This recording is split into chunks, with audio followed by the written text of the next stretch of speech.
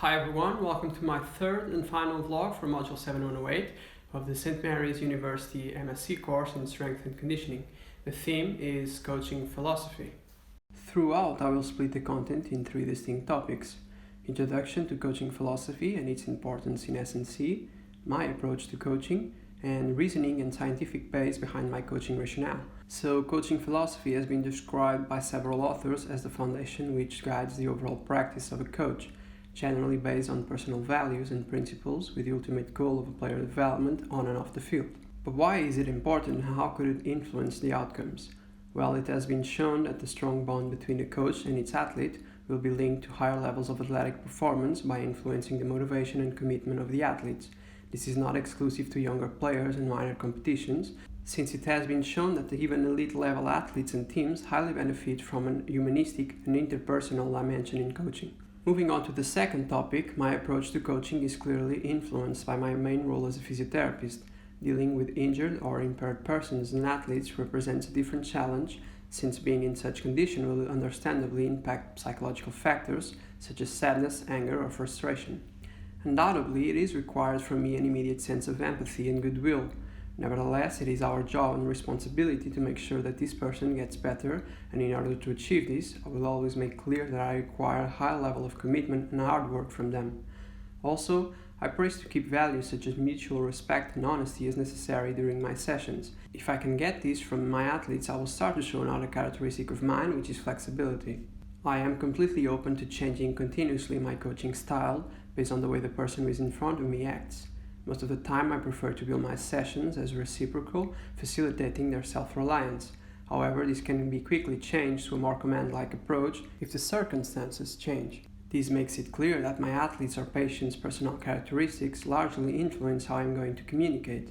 Another strong principle of my coaching philosophy is defining short-term and long-term goals together with my athletes. I believe that having a base level or a standard to build onto and knowing where you're aiming at really helps in keeping them motivated and committed to the task. Also, I will constantly ask my patients to give me feedback about their own performance. How are they doing? How do they feel? Do they believe something is wrong in the technique of a particular exercise?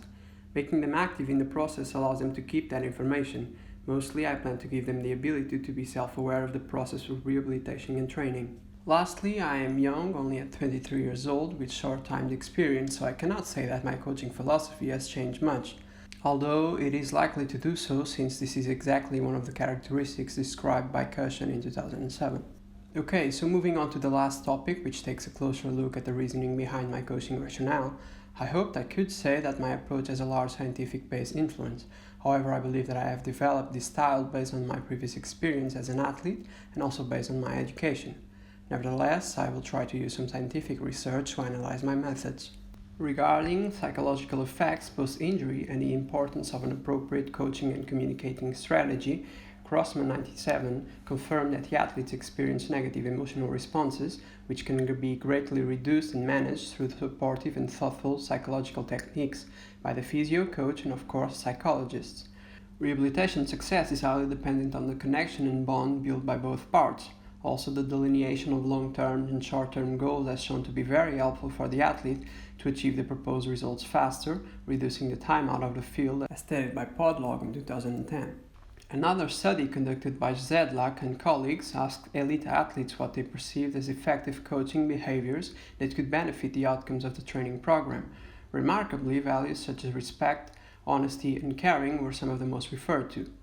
Also, some athletes did mention the importance of one of my described characteristics, flexibility. They did praise if the coach was able to change approach and adapt to new methods. However, I do understand that this could be regarded as unbalanced and unpredictable, since you can find yourself oscillating between different methods. The biggest concerns are clearly the lack of a standard, a solid base, and an individual identity.